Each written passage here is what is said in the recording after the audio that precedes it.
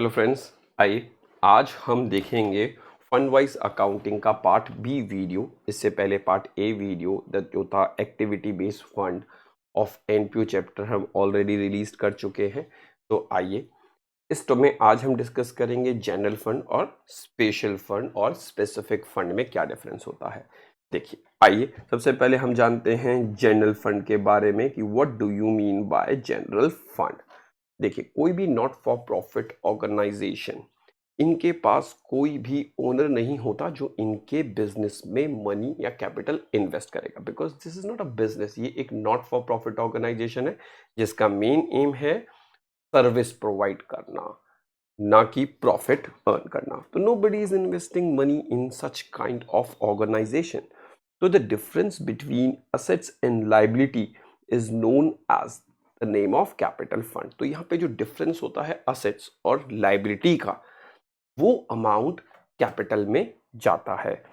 और जो डिफरेंस होता है इनकम और एक्सपेंडिचर में, जिसको हम सरप्लस बोलते हैं, वो भी हम कैपिटल फंड में ऐड करते हैं। देखिए, इनमें कोई पैसा इन्वेस्ट नहीं करता। They get donation, they get life membership fee, they get endowment fund, they get legacy will say जो इनको पैसे मिलते हैं, उनसे जो भी इनकी असेट्स क्रिएट होती है और लाइबिलिटी क्रिएट होती है, और जो पैसा बच जाता है उसे हम जनरल फंड में डाल देते हैं। और जो भी ये एक्टिविटी या जो भी ये काम करते हैं, उससे जो भी सरप्लस जनरेट होता है वो भी इनकी कैपिटल में ऐड होता है। और इस कैपिटल फंड को हम जनरल फंड के नाम से भी जानते हैं। Why the name is general fund?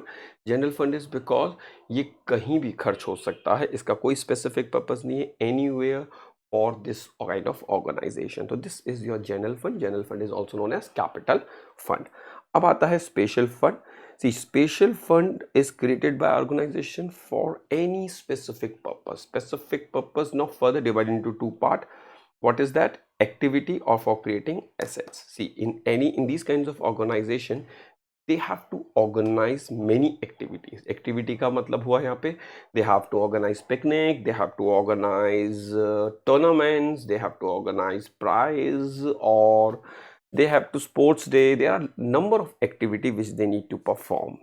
Now for creating assets, and they also need an assets for managing these such types of organization, जैसे कि बिल्डिंग हुआ, स्विमिंग पूल हुआ, लाइब्रेरी हुआ। तो इनके लिए ये स्पेसिफिक फंड बनाते हैं। इससे पहले वाले वीडियो में हमने activity based fund wise accounting पढ़ा था। यहाँ हमारा मेन होगा how they create assets from these kind of fund. तो फंड में क्या करते हैं? दे सेट असाइड, और जो मनी मिलता है फॉर सम स्पेसिफिक पर्पस उसे एक फंड में डाल देते हैं। Suppose if I want to construct a building, तो मैंने कुछ पैसा हमारी ऑर्गेनाइजेशन में से उस फंड में ट्रांसफर किया, या फिर मैंने स्पेसिफिकली मनी रिसीव किया फॉर बिल्डिंग फंड के लिए। Now whatever the money I am going to receive, I am going to spend this money only on constructing of building. So that's why this building fund will be known as my liability, because this money is now related to construction of building. तो आइए पहले हम एक example के through समझने की कोशिश करते हैं, जिससे कि हमें क्वेश्चन समझ में आए। For example, a not for profit organisation has a balance in building fund of ₹10 lakh. एक ऑर्गेनाइजेशन है जिसकी बिल्डिंग फंड में 10 लाख रुपए पड़े हैं। It is constructing a building and spend 6 lakh during the year. इन्होंने 6 लाख रुपए कंस्ट्रक्ट किए हैं, बिल्डिंग के अंदर लगाए हैं। तो now how we are going to deal these kinds of thing in our accountancy. तो आइए अब हम सबसे पहले, हम जैसे कि जानते हैं, सबसे पहले बिल्डिंग फंड है तो फंड विल बी अंदर लाइबिलिटी में आएगा। तो हमने लिखा बिल्डिंग फंड, कितना रुपए था? 10 lakh. We have mention 10 lakh, और इसमें से लेस करेंगे हम construction part, that is 6 lakh. अब हमारे पास फंड में कितना रह गया है? 4 लाख, जो कि अभी भी हमारी लाइबिलिटी है, जो हमें इसी बिल्डिंग को कंस्ट्रक्ट करने में लगाना है। Now question arises, sir what is the difference? Then activity based fund भी तो ऐसे ही होता था कि फंड है, उससे रिलेटेड सारी इनकम उसी में लिखी, उसी से रिलेटेड सारे एक्सपेंस उसी से माइनस किए। यहाँ भी आपने यही किया? नहीं, यहाँ पे एक सबसे बेसिक डिफरेंस है। एक्टिविटी बेस्ड फंड में जैसे ही हमारा खर्चा होता था तो रिमेनिंग हमारा फंड में रह जाता है और वो एक्सपेंस हो गया। यहाँ प्रॉब्लम ये है कि as soon as you spend money on construction of building, you get an assets also. अब आपके पास एक assets और आ गई. ये fund wise accounting तो खत्म हो गई. Now you need to record that building also in your balance sheet because now you got a building. In activity based accounting मेरे को पिकनिक के लिए पैसा खर्च करना था, मैंने पिकनिक के लिए पैसा खर्च कर दिया, मेरे पास कोई एसेट्स नहीं आई. तो नाउ बट अगर मेरे पास बिल्डिंग आई, it's a double entry system. This is the building fund which I have used in constructing building. ऐसे ही बिजनेस को बिल्डिंग मिली तो बिल्डिंग तो एसेट साइड में आएगी, दैट वी ऑल नो. तो हम लिखेंगे building that is for 6 lakh because अभी कंस्ट्रक्शन में 6 लाख ही खर्च हुए हैं. But what where will we go this second aspect. देखिए सेकंड एस्पेक्ट कहाँ जाएगा, ये आपके लिए एक तरह से प्रॉफिट हो गया. मैंने आपको बताया था ऑर्गेनाइजेशन ऐसे ही चलेंगी, तो ये बिल्डिंग इसमें जुड़ जाएगा हमारे कैपिटल फंड में. कैपिटल देखिए ऐसे ही इंक्रीज होती है because we have created a building fund. ना उससे जैसे ही मैंने बिल्डिंग कंस्ट्रक्ट करी, एक एसेट्स रिसीव्ड हुई हमारी ऑर्गेनाइजेशन को, उसको हमने एसेट साइड में लिखा और एट द सेम टाइम हमने उसे हमारी कैपिटल में भी जोड़ा. It's just like a profit.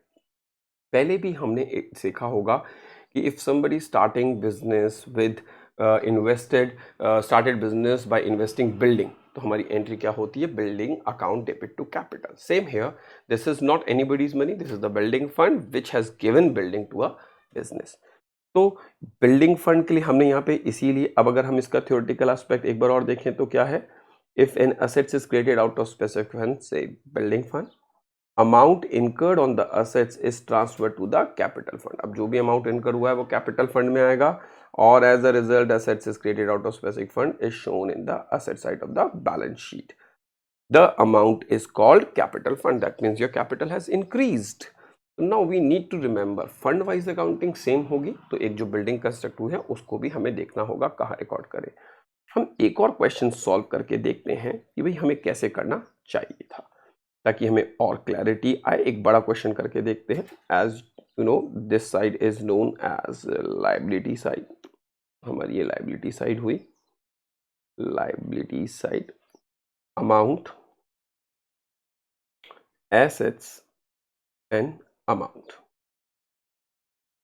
Now how we are going to record. चलिए देखिए, सबसे पहले हमें क्वेश्चन में दिया हुआ है फर्स्ट पार्ट. अगर मैं देखूं फर्स्ट पार्ट, आप देख रहे होंगे एक बिल्डिंग फंड दिया हुआ है, उसमें डोनेशन दिया हुआ है और उसमें एक्सपेंडिचर दिया हुआ है. तो first we are going to solve a simple question. एक फंड वाइज अकाउंटिंग की तरह सॉल्व करेंगे. तो आइए पहले मैं क्या लिखूंगा, हमें बिल्डिंग फंड दिया हुआ है तो I will write here building. Building कितना रुपए दिया हुआ है, अगर देखें हम, हमें अगर बिल्डिंग फंड दिया हुआ है 10 लाख और डोनेशन है 25 लाख. तो हमने 10 लाख तो यहाँ लिखा देखिए, और ऐड कर देंगे donation, that is 25 lakh rupees. It comes to 35 lakh rupees. Now that means हमारे पास बिल्डिंग फंड में 35 लाख रुपीस है. एंड एक्सपेंडिचर कितना हुआ है, एक्सपेंडिचर हुआ है 22 लाख 50,000. तो लेस एक्सपेंस, जो कि हम एक्सपेंस बोल सकते हैं, या कंस्ट्रक्शन पे जो हमारा पैसा खर्च हुआ है, दैट इज 22 लाख 50,000. अगर हम ये माइनस कर देते हैं 22 लाख 50,000, तो हमारे पास 12 लाख 50,000 रुपये फंड में बचता है, जो कि आगे काम में आएगा. एक बार हम यहाँ तक रखेंगे. फिर आगे हम सेकंड पॉइंट पढ़ते हैं. देखिए सेकंड पॉइंट क्या है, टूर्नामेंट फंड जो कि है 15 और डोनेशन रिसीव हुई है 25. तो हमें इसे भी लिखना होगा. तो हमने लिखा टूर्नामेंट. एक बार हम फंड वाइज अकाउंटिंग कर रहे हैं, असेट्स भी रिकॉर्ड करेंगे. टूर्नामेंट फंड कितना है हमारे पास 15 और हमने इसमें डोनेशन रिसीव की है, that is 25,000. That's come to I guess 40,000. हमें कितना मिला है 40,000. लेकिन हम देखें एक proceeds from sale of ticket और हुआ है जिससे हमें 35 मिला है. तो we need to write this 35 also because this is also income related to that fund. तो यानी sale of tickets, that is 35,000. Now 35 and 25 60 तो आता है हमारा 75,000. This comes to 75. Now less expense, जो भी टूर्नामेंट में फंड में हुआ होगा, देखिए एक्सपेंस इज आर 42. तो अब हमें 42,000 का एक्सपेंस भी लिखना होगा जो कि डिडक्ट हो जाएगा. ये हमारे पास बचा 33,000.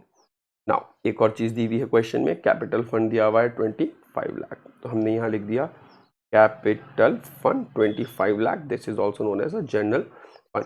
दिस इज हाउ मैंने एक बार क्वेश्चन को रिकॉर्ड किया। Now all the information which was given. Now जैसे हमने देखा हमारी फंड वाइज अकाउंटिंग के अंदर दो टाइप ऑफ फंड थे, एक बिल्डिंग फंड जो कि एसेट्स बेस्ड है for creating an assets, tournament fund जो एक्टिविटी है। अब टूर्नामेंट फंड में 33 बचा तो question will add here because no assets has created. But in building 10 lakh fund था, डोनेशन थी 25 लाख, हुआ कितना 35, 22 लाख 50 खर्च हुआ तो बचा 12 lakh 50। But at the same time now we got an assets of rupees 22 lakh 50। तो हमने कलर जो चेंज किया है देखें, एसेट्स में लिखेंगे building 22 lakh 50 because now we have created a building। हमने क्या क्रिएट किया है, बिल्डिंग 22 लाख 50,000 की हमने क्या क्रिएट की है, बिल्डिंग क्रिएट की है।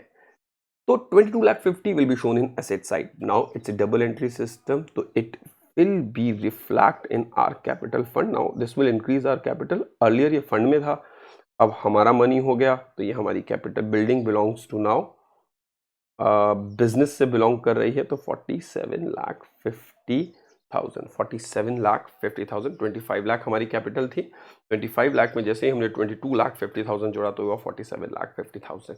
Now in this question if you have seen, if activity based fund और creating assets, fund will be recorded in the same manner, any income related to that fund will be added, expense will be deducted। but in assets based fund you will get an asset, so you will also have to record that assets will appear on asset side। and second, because the double entry system, second part will be shown because this is a profit for you, you are getting a assets, तो वो हमारी capital fund में जाके जुड़ेगा। Right, I hope आपको ये point clear हो गया होगा। अभी के लिए इतना ही। Thank you very much.